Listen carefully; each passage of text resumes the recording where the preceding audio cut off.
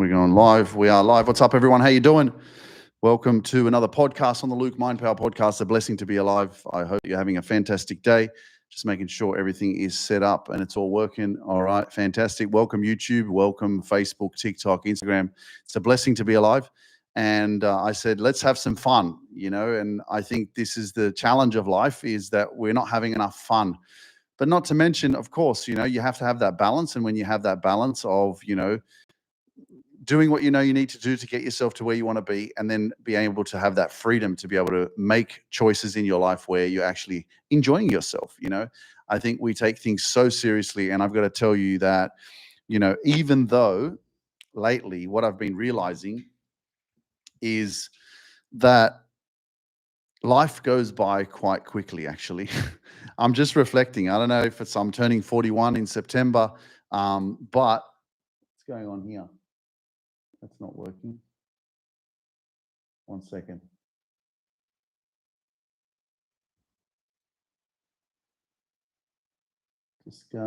Just give me a second, guys. I don't know why that's not working. Let's see if it comes up. Just give me 1 sec. For some reason it's a black screen. What the hell? Anyway, bad luck. All right.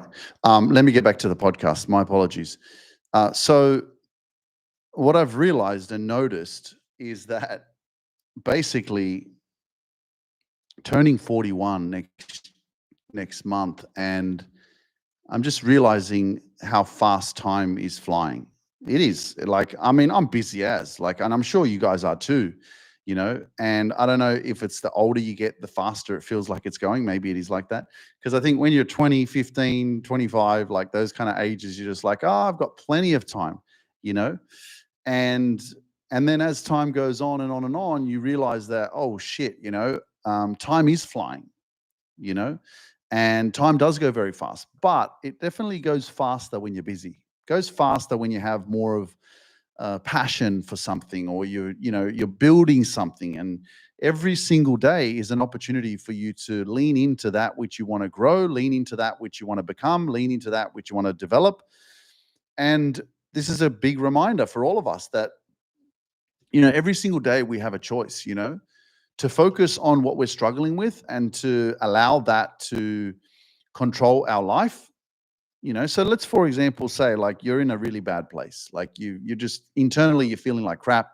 You've maybe lost some people in your life recently, or 6 months ago, 12 months ago. It's really been really hard for you to process that. You're going through some grief.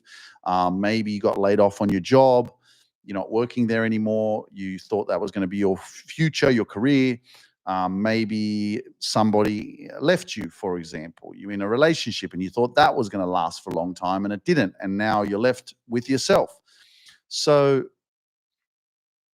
these are the challenges that we have to come across, whatever that is. But guess what? It's almost amazing to realize that, yes, we are emotional beings. Yes, it takes time for us to process things. Yes, there's, things that happen, and we have to deal with them. We have to go through the process. We have to try our best to dig ourselves. It's almost like life has dug a trench, and we're walking along, and then all of a sudden life pushes us into that trench, and now we're like stuck, and we're like literally looking up, and it's dirt walls, as if you've been buried alive, basically. Like we go to I was in Poland, but my grandmother passed away a couple months ago, and I saw some videos. They had the funeral, and the coffin's going into the ground, and I mean, that's a great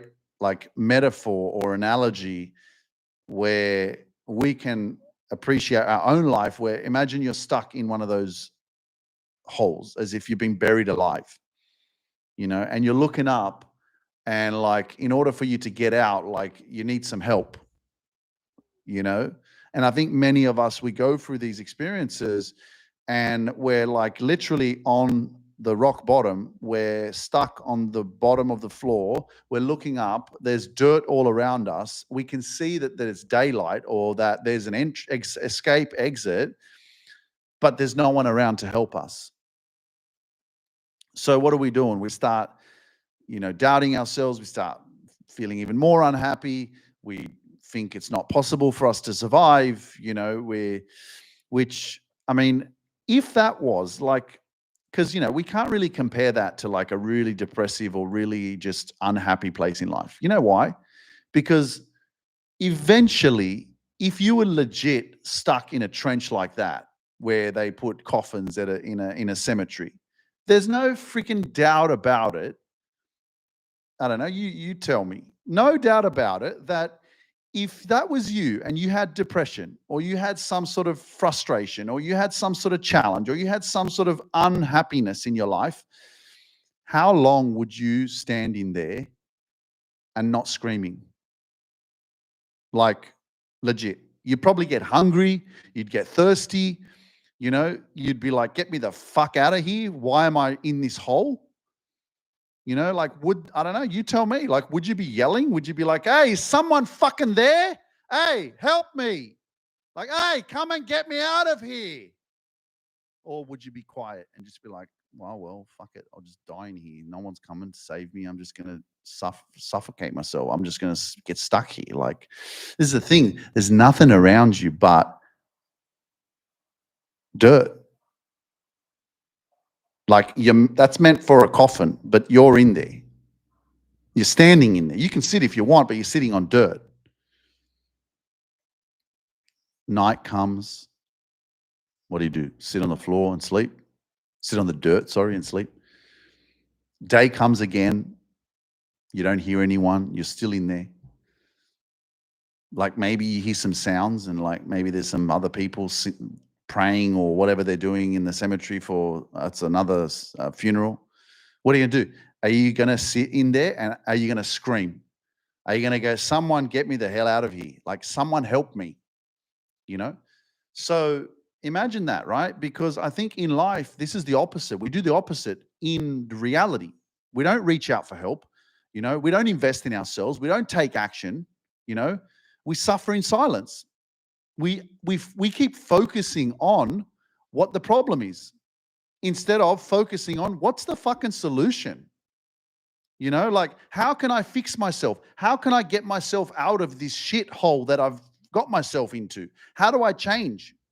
How do I make different? Again, you've heard me say this thousands of times. If you want a different life, you've got to make different decisions.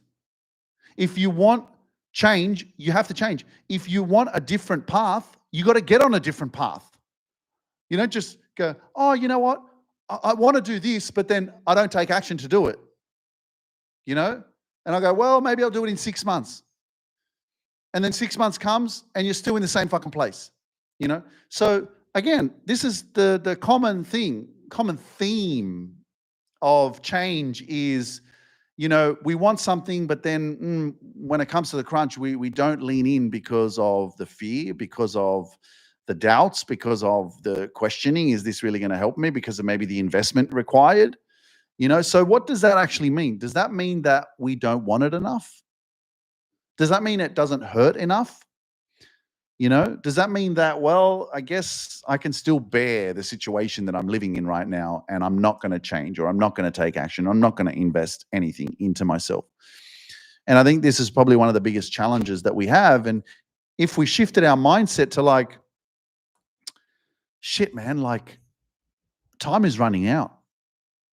Like it's literally one day at a time. But man, like I got coaching every week with all my clients, whether it's my coaching program or whether it's my coaching institute. And I got to tell you that the weeks, they fly.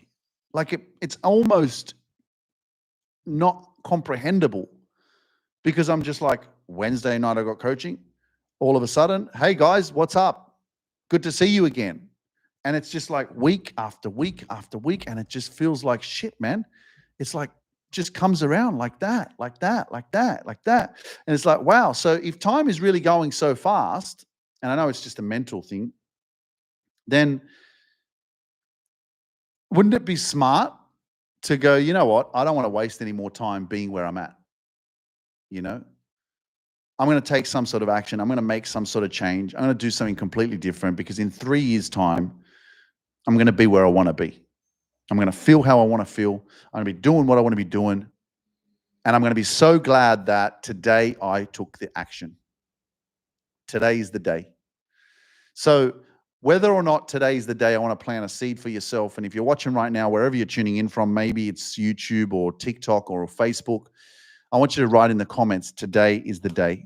Today is the day. Just write it. Today is the day. Today is the day. Today is the day. If you're listening to this and you're at your desk or something like that, get a piece of paper and a pen and write, today is the day. Today is the day. What is it the day for? For you to believe in yourself, for you to love yourself a little bit more, for you to show up for yourself a little bit more. Shout out to my nephew, Maximilian. Happy birthday, Max. 12 years old already, man. When I was 12, man, I had no idea what was going on. Of course we didn't. We were kids. You know, we're just riding around I had a Tonka truck, had probably a little bicycle, you know. I do remember, though, driving my parents' car into the garage. Anyone have any memories about being young and doing some crazy shit?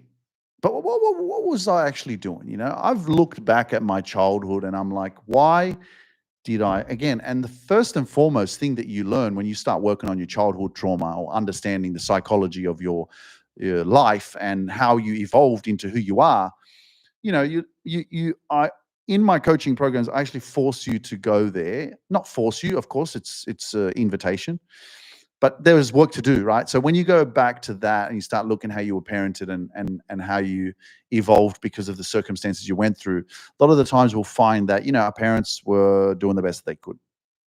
And you realize soon after that, you know, it's not necessarily their fault. They're just responding from their own experiences. They're showing up the best that they could, given the circumstances they had, given what they were going through as well back in the day, how they were raised as children as well. A lot of the generational trauma has just continued to keep going through families until someone like ourselves, like us, we get more conscious and we go, well, actually, that's not the way that I want to raise my kids, or that's not how I want to live my life anymore. I don't want to be in this dysfunctional, toxic, destructive, habitual nature.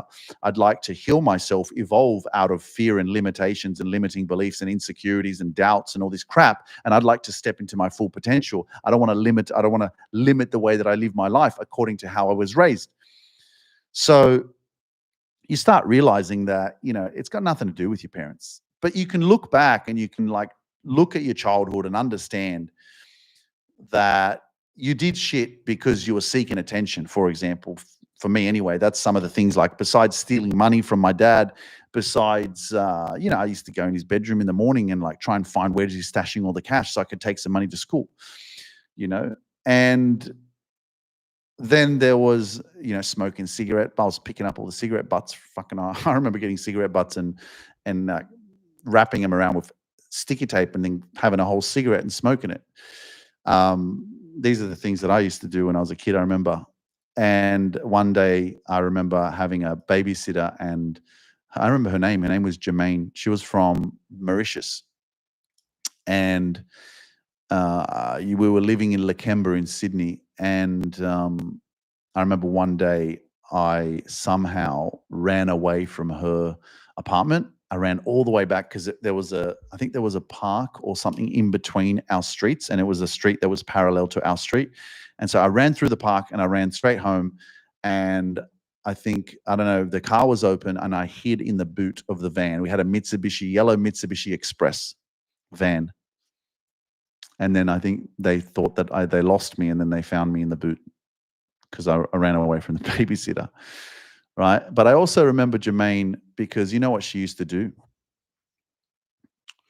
She used to like peel. I don't know if anyone does this, but you should try it because it makes the texture of a mandarin, just changes it. Normally, what do? You peel off the skin off a mandarin and then you just eat it, right? But what she used to do, I remember this very clearly. She would peel the skin off the mandarin, and then she would peel the skin off the mandarin again. You know how it's got the skin, and then when she would give it to me, she would actually just give me the bare fruit. You know, and I remember that, and I was just like, I think about that and I was like, man, that was nice. Like the flavor of the mandarin is very tasty, you know. But again, going back to childhood memories and that moment in the van, I basically came back from shopping with my mum, and I stayed in the van. We had a driveway that was a bit of a slope.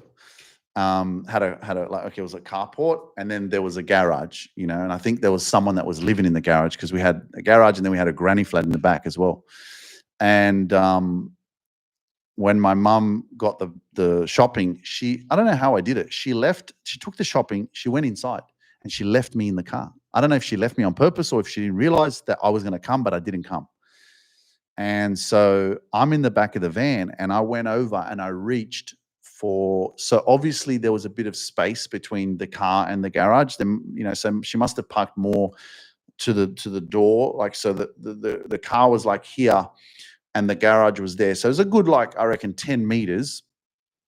And I basically reached over to the steering wheel, and the steering, the gears were next to the steering wheel. And I went and I pulled the gears down. So I must have shoved it into neutral, I reckon. And as the car started rolling, she didn't have the handbrake on, obviously. And the car started rolling, this van. And then as we got closer to the garage, I realized that I was going to hit the garage. And I was like, oh shit. And I wanted to quickly like jump on the brake. So I actually had the intention to go and jump on the brake. But I was too late. And the car crashed into the garage. Like, it wasn't that fast, but like still, you know. So guess what happened after that? Yeah.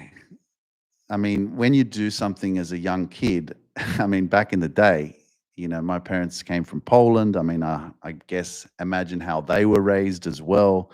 You know, I'm sure that that kind of discipline was normal. You know, it was normal to get the belt out. You know, it was normal to get hit for doing something that was wrong or whatever, right? So, but this is the thing. What I really want to think about is, what was I doing as a child that I wanted to, you know, I didn't want to crash the car. I just did it because I was being naughty, wasn't I? Well, why was I being naughty? What was I doing? And the way I see it, again, everyone can have a different assumption or, you know, but even the stealing of the money, like, why was I stealing money from my mom and my dad? You know? So I look at these kind of behavioral patterns of a child and I think to myself, why was I doing? Was I just because I was being rebellious? Was I just because I being naughty? Like, are kids just supposed to be naughty? Is that the truth? You know?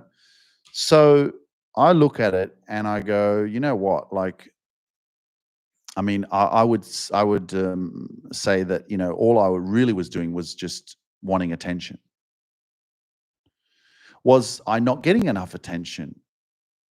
Was the relationship with my parents not the way that it should have been? Did I not receive enough attention? Did I not receive enough love? Did I not receive enough time? You know? Because if you invest time into something, it grows. And if it grows, then what else grows? Connection grows, affection grows, appreciation grows, love grows, you know? So I look at that and I go, well, why didn't I have a sense of awareness of like trying to be a good boy, trying to be a good kid? Why was I always, and that led me to like school as well. Like, I was not the smartest and I was always in trouble. You know, I was always doing shit that was not right in a sense, or behaving, you know? So again, I go back to the parenting, I go back to my parents, and I used to 100% before I started coaching and not as aware as I was blaming my parents 100%. You know, I remember living with them and blaming them for how they raised me. And now I'm grateful. It took me a long time to kind of understand and realize, how I was parented, how it made a difference to me. Um, and then also how you evolve when when you start to do what's right for you, or when you start believing in yourself, or when you start doing stuff that you've never normally done. Like when I started speaking out on social media when I was like 2018, man, everyone, even friends of mine, like were just like, what is he doing? And I see this with, my clients that I work with, coaches that are in my institute, it's the same kind of thing. There's this fear, there's imposter syndrome, there's like people are judging you, family are questioning you, going, what are you doing? Why are you doing this for? Why are you on social media? Why are you posting on Instagram? Why are you speaking like that? Why are you posting like that? Like all this stuff, because it's for many of us, it's quite uncommon. It's like, what are you trying to do? And yeah, there was a bit of hate at the beginning. There was a bit of confusion. There was a few friends that I knew that were messaging me going, oh, you think you're a motivational speaker or some shit? And I was like, the fuck, man? Like, leave me alone. Like, let me just do my thing. Right. But I mean, the lack of belief that people have in you when you first start, moving towards your dreams or something that you believe in, it's also really empowering. I found it quite motivational to receive hate or to receive people judging me or not believing in me or questioning, what I'm doing. Because when you believe in something, there's nothing that anyone can say or do that's going to stop you. They might trigger you, they might annoy you, they might cause you to be frustrated or, bother you in a way. But when you believe in something so strongly, like everyone's opinion that's negative in a way is just fuel. The people that do believe in you and they do support you and they do encourage you and stuff like that, that's a blessing. It's great. It's amazing to have people that are just like, oh man, keep up the great work. I love what you're doing, keep going. But then when people come along and just question you or say, you can't do that, or you're never going to be successful, or, what you're doing doesn't make sense, or it's stupid or whatever, those are the inspirations those are the motivations that you build through those moments where people judge you or talk down on you or look down on you in a way, but you don't stop.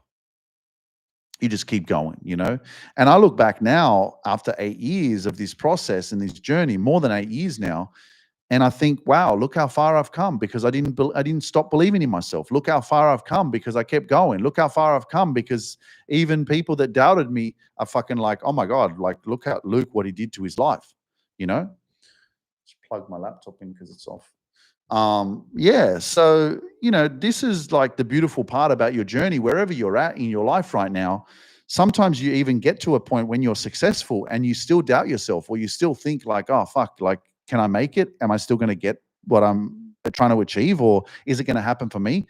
And the moment that you feel a little bit of doubt or disappointment or stress or whatever in your mind, it's just like what I just did right now. I just reflected on where I came from, where I started from, what I've been through, how I didn't give up. And I look at that and I go, man, look at the signs. Like, look at all the work you've done. Look at all the progress you've achieved. That's extraordinary, bro. You got no doubts, nothing to worry about. Just keep moving forward one day at a time, but just make sure that you take action and you don't hold back. That's something that if I can stress anything in this episode, everybody write that down. Actually, don't hold back. Everybody write that in the chat. Write that wherever you are watching, write in the chat. Or if we're listening and you can write this on a piece of paper, write it. Don't hold back. Don't hold back. I'm going to write it down as well. Because, once again, when you get busy, when you're focusing on your goals, your dreams, and you got something that you're passionate about, time is going to fly. Time just moves, man. It doesn't give a shit about you. It keeps going, So if we hold ourselves back from taking some sort of uncomfortable action, because remember, if it doesn't scare you, don't worry about it. If it doesn't scare you, it's not even worth looking at. But if it scares you, and you feel like, oh my gosh, this is really out of my comfort zone, or this is not normally what I would do, it's a great possibility that that's something that you need to lean in towards, lean into it rather than leaning out, because again, life goes by really fast. And once upon a time, my dad was 40 and I was born, and now I'm 41 this next month, September, and my dad's turning 81 in November. Like 40 years, boom. born 40. 40 had a kid, 81. You know? So the whole parenting thing, let me just go back to that because I just want to double check something. Yep, cool. Just checking my appointments because I don't want to be late. But just going back to the parent stuff, you know, now, especially the belief, you know, sometimes we want people to support us, but I just want to remind you that you don't necessarily, it's not about deserving it. Like screw that, you know, oh, I deserve to be loved. I deserve to be supported. I deserve to have like people's support and belief. No, you don't. Like whoever decides to believe in you, whoever decides to support you, that's on them. Like don't lean into a new life and expect everyone to come along with you. Like that's not their job. You know, it's your job to show up, believe in yourself, take action, and whoever comes along the journey with you, they'll come. Whoever doesn't, let them hate, let them not believe, you know, and be so good they can't ignore you. You know, but again, that's a little bit of an ego trip too. You can be like, oh, you just like this and that. I'll be so good they can't ignore you. No, it's not. It's just being consistent, you know, being yourself. The right people that are meant to be in your life, that are meant to be close to you, they're meant to believe in you or meant to support you or encourage you, whatever, they'll be there, you know. But I know that sometimes we want that support, we want that love, we want that encouragement, inspiration, whatever it is, belief from our family or our close friends, and we don't get it. You know, and I've experienced this in my own family. But guess what? You know, I'm always coming from this different level of awareness of like, you know, maybe one day they'll get it. And it's not my job to convince anyone. It's not my job to like change anyone, you know. But I had to realize that for myself. And the reason why I know so much about this is because you'll fall into a trap of wanting to receive external validation. And I'm just here to remind you that you don't need external validation. Like, fuck that shit, man. You don't need external validation. You don't need to be validated. You don't need someone to like make you feel like you're enough. You don't need someone to like come into your life and present themselves and go, hey, you're safe now. And I know that if you've been through some sort of rejection or abandonment experiences, or you've always been, you know, pushed away or shunned or, you know, never seen when you were younger or constantly rejected, then your natural innate nature is going to be someone, look the fuck at me. Come and see me. I need to. It's your natural essence of feeling a part of something bigger than yourself, that we want to feel connected. And when we don't feel connected, we feel disconnected. And when we feel disconnected, we feel lost. And when we feel lost, we feel like shit. We don't even feel like we exist. So we're relying on the world to fucking make us feel like we're enough, that we're alive. You know? What a stupid fucking concept. Well, let me just wait for someone to come along every day and remind me that I'm fucking good. What a stupid way. But guess what? That's what happens. You know, and that's why I'm so passionate about continuing to remind you guys, fix yourself, ladies and gentlemen. Fix your fucking self. Don't wait for fucking people from outside of you to fucking make you feel like you're enough, for you're good within yourself. Because I see you and that person sees you and that person believes in you. Fuck them. Show up for yourself. Fix your fucking self. Do it for you. Fucking walk around relying and living your life. External fucking factors are going to make you fucking feel differently. I'm going to be a different person because of other people, you know? Like, you're not fucking dumb. You don't listen to this podcast because you're a stupid person, right? You're like, well, I'm just going to listen to Luke for a little bit. I'm going to listen to this podcast because I'm going to get inspired. It's like, do the fucking work. You know? Like, remember, you came from a past. You came from somewhere. Ask yourself, do I want to keep living this way? Do I want to keep feeling this way? You know, there's some sort of shit I've been through in my life. I've got to overcome it. I've got to process it. I've got to heal from it. I've got to evolve out of it. And you can do it. If I did it, so can you. We're always like fucking Oh, outside. Nothing's outside, ladies and gentlemen. Everything is inside of yourself. Do the work on yourself and your whole life will change. Because the world around you is just a mirror to your mind and your vibration. That's it. Your world around you is just a mirror to your mind and your vibration. And once you understand this shit, your whole fucking life will change, man. But so many of us, we're just lost on social media, scrolling from this shit to this shit, and fucking, shit that doesn't help you become better. Shit that puts you in a place of fear. Shit that just doesn't raise your vibration in a positive state, in a positive way. So you listen to something like this to inspire you, to motivate you, to keep you focused on what it is that you're struggling with so that you can overcome it. I'm not here addressing your trauma, addressing your shit, addressing fucking what you've been through, addressing how you were parented, addressing your childhood. I'm not doing that intentionally so you keep focusing on it. And don't be naive to think that you don't need to focus on it. Because if you want to get out of the shit that you've been living in or carrying or dragging along with you all your life, you got to give some attention to it. You got to give some light to it. And it does hurt. It's uncomfortable. That's why doing it alone is shit. That's why what I do is I work with people in a community. We do it together. Because doing it by yourself, and again, everyone has different choices. You want to work with one-on-one with a therapist and a counselor or whatever it is that you want to work with, and one-on-one feels better for you, right? Do that. But for years and years and years, I've learned now, being in this space, that people just didn't get the results doing it one-on-one. People got the results when they started being in a community where people were seeing their fucking pain, where all of a sudden you were being exposed to the world. And this is my story. I went through this and this and this. And it's out of my comfort zone to share, but I'm here to own it, not to be a victim of it. I'm here to own it. Own that story. Not let my story own me. And it's not just one person that's going to fucking hear it. I'm just going to open myself to this. And more people are going to hear it. More people are going to see me. And that's going to help me to feel seen, heard, supported. And that's going to help me to heal.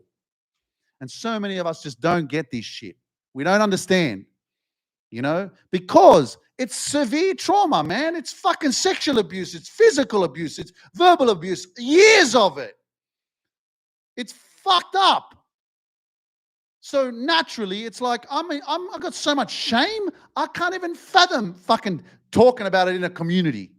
So we try to do it in a safe space. And that could be the reason why, when a lot of people I've worked with are like, oh my God, I've been to therapy for years, but I've never got the results that I'm getting doing your coaching program. And I'm like, yeah, well, maybe when I think about it, maybe the therapy was a preparation for this. Because the therapy was just kind of like holding you there. And now you learned that you need something more. So let me take that back. I'm not saying it's a bad thing. I've never said it's a bad thing, but you've got to discover for yourself what's going to actually help me. Am I getting the results that I want to be getting? Am I making the changes? Am I implementing what I'm being taught? Or do I need something more? And that could be the real reason, because that's the truth. So many people have come to me and they say the same thing. So I'm like, okay, maybe the one-on-one therapy was just preparing you for group coaching.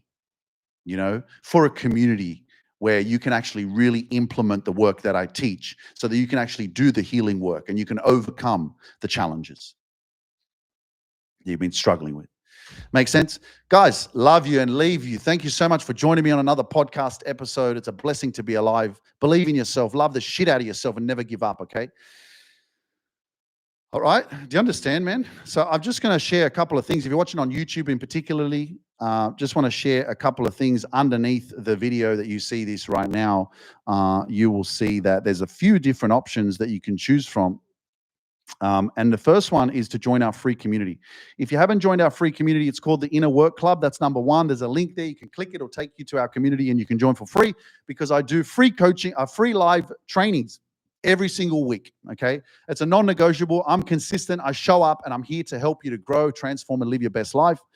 And then you have number 2, if you're interested in our group coaching healing program that goes for 20 weeks, helps you to heal your childhood trauma, build self-confidence, and transform your life. That's number 2. You can click that and you can apply. There's limited spots available for that one as well. And then we have our coaching institute. If you want to become a coach, you want to become a certified life coach, you want me to teach you how to start your online coaching business, that's number 3. And the link is there to apply. Okay. Guys, it's been a blessing. Don't give up on your dreams. Don't give up on yourself. I believe in you. I'll see you on the next podcast episode. And remember, follow your dreams because they know the way. Straight up. Follow your dreams because they know the way. Okay. I'll see you soon.